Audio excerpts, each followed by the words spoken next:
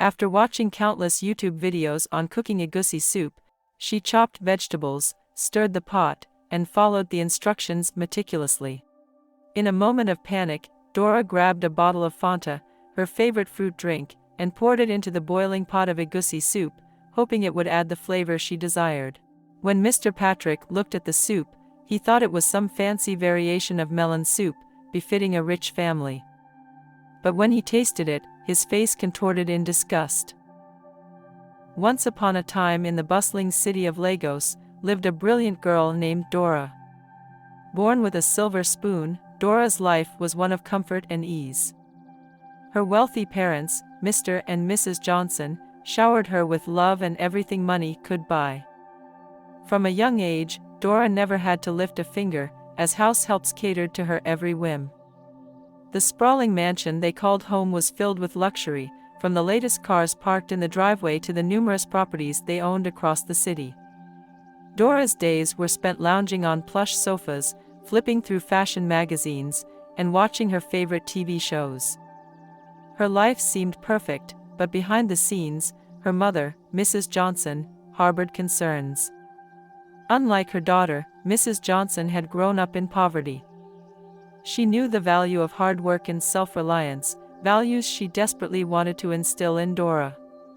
One sunny afternoon, Mrs. Johnson called out to her daughter, "Dora darling, could you please set the table for dinner?" Dora, buried under a mountain of textbooks, barely looked up. "But Mom, I have so much homework. Can't Mike do it?" Mike, one of their house helps, was a kind but overworked young man. With a hint of sadness in her voice, Mrs. Johnson replied, "Honey, everyone needs to learn how to do basic things around the house. How will you take care of yourself when you grow up? You might not always have someone like Mike to help." Dora scoffed, "Mom, please, I don't want to be someone who only does chores around the house all day. I'm going to be a doctor, a famous one. Imagine, Dora, written on my white coat." Despite her mother's efforts, Dora continued to avoid household tasks. She was a star student, her exceptional grades earning her the respect of teachers and classmates alike. Everyone believed she was destined to be the senior prefect, a prestigious student leader role. However, at home, Dora harbored a secret: she was incredibly lazy when it came to household chores. Cooking held no interest for her whatsoever. Later that week, during a Parent-Teacher Association (PTA) meeting, Mrs. Johnson seized the opportunity to address her concerns about Dora. She approached the principal, Mr. Patrick, in the crowded hall. "I'm worried about Dora," she began, her voice filled with concern. "She's so focused on her studies that she doesn't know how to do anything for herself. How will she manage a home and a family someday?" Mr. Patrick, the stern-faced principal, raised an eyebrow. "Mrs. Johnson, I understand your concerns. However, the school's focus is on academics. Perhaps you could—" But Mrs. Johnson interrupted, her voice rising in frustration. "Isn't school supposed to prepare them for life? How can she be a leader if she can't even manage basic tasks?" News of this outburst traveled fast, reaching Dora's ears through her friends, Scola and Grace. "Did your mom really say that in front of everyone?" Dora rolled her eyes. "Oh, please. She's exaggerating. We have house helps for a reason, right?" Little did Dora know, her behavior had caught Mr. Patrick's attention. One day, he called Dora to his office. "Dora," he began, his voice surprisingly gentle, "your mother expressed some concerns about your well-roundedness as a student." Dora shifted uncomfortably. "Mr. Patrick, I can assure you my grades are excellent." "Indeed they are," he agreed. "However, being a leader is about more than just book smarts. It's about responsibility, about being able to take care of yourself and those around you." He paused, letting his words sink in. Becoming senior prefect requires a well-rounded skill set. "Dora, are you sure you're prepared?" The gravity of the situation finally hit Dora. She might lose the chance to be a future leader of the school. Determined to prove herself, she blurted out, "I can cook. I'll make you a delicious melon soup all by myself, then you'll see." Mr. Patrick, intrigued by her sudden enthusiasm, agreed to the dinner invitation on one condition: the meal had to be cooked solely by Dora. Back home, Dora's arrival often meant a flurry of demands and a storm of bad moods. "Mike," she called out, her voice dripping with impatience, "where have you been? My room is a mess. Clean it now and don't forget to dust under the bed. And make sure you polish my shoes, the ones with the gold buckles, not the silver ones." Mike nodded silently, used to Dora's bossy orders. He shuffled towards her room, a large airy space with a walk-in closet overflowing with designer clothes. Mountains of dirty laundry lay piled on a chaise lounge, and scattered makeup palettes adorned the vanity. Mike cleaned diligently, his heart heavy. He wished Dora understood the effort it took to maintain such a large house. While she spent her days learning and socializing, he spent his scrubbing floors, wiping surfaces, and catering to her every wish. Later that evening, Mrs. Johnson returned home from work. The aroma of Mike's delicious stew filled the air, a stark contrast to the mess in Dora's room. "Dora, have you finished your homework?" Mrs. Johnson asked, her voice laced with concern. Dora, sprawled on the couch again with a half-eaten bowl of chips resting on her lap, lazily pointed towards her desk with a manicured fingernail. "Yeah, it's all done."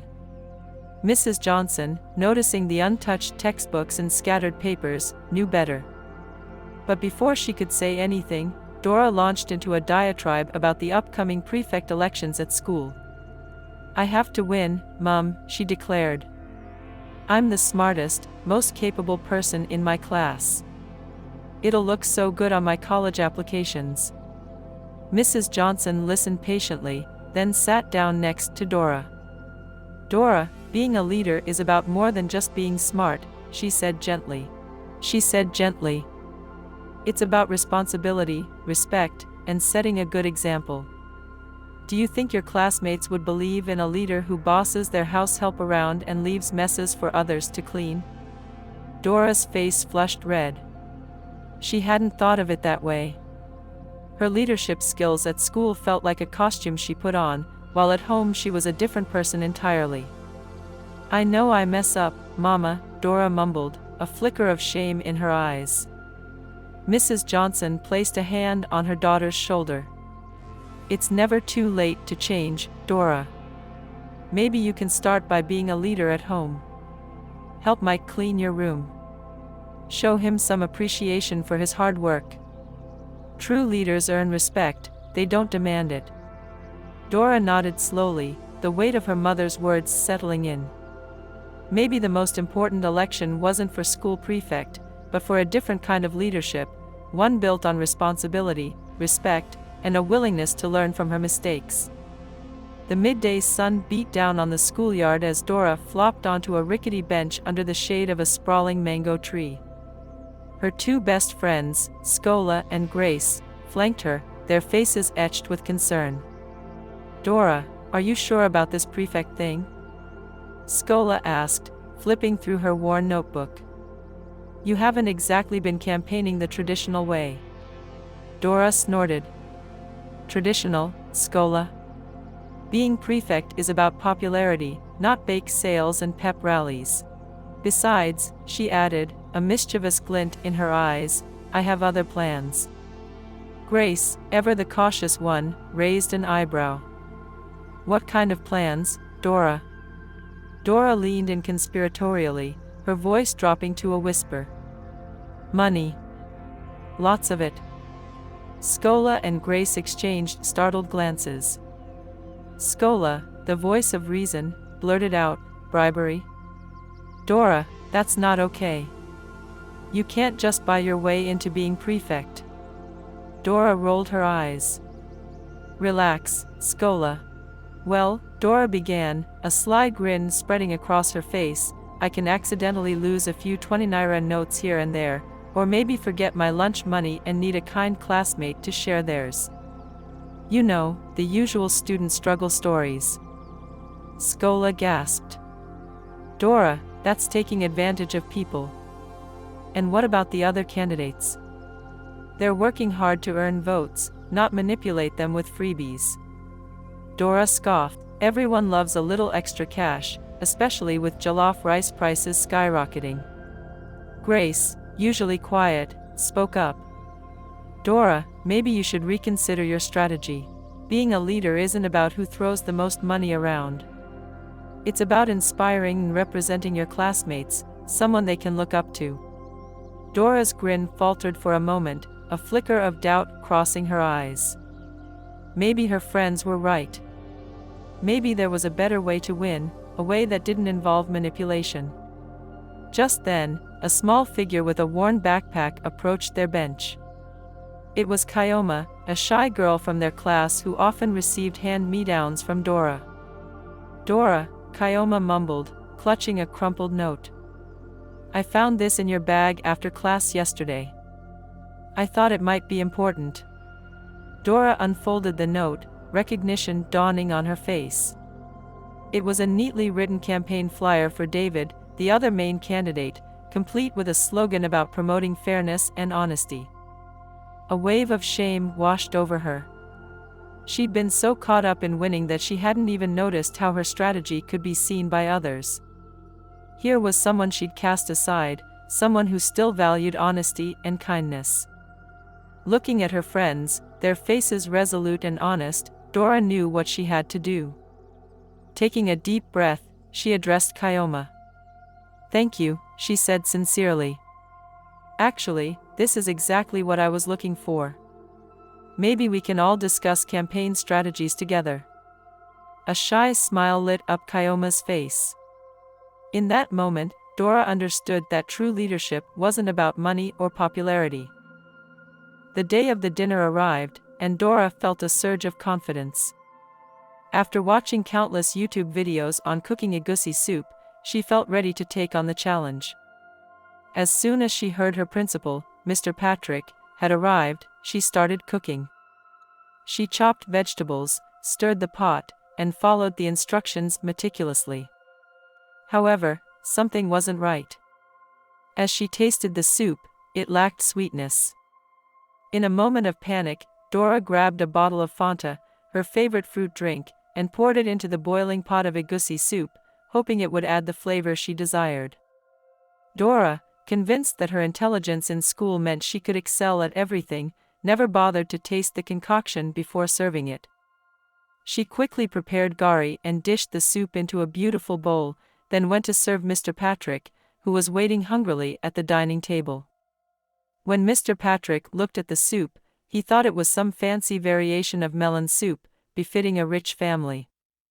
But when he tasted it, his face contorted in disgust.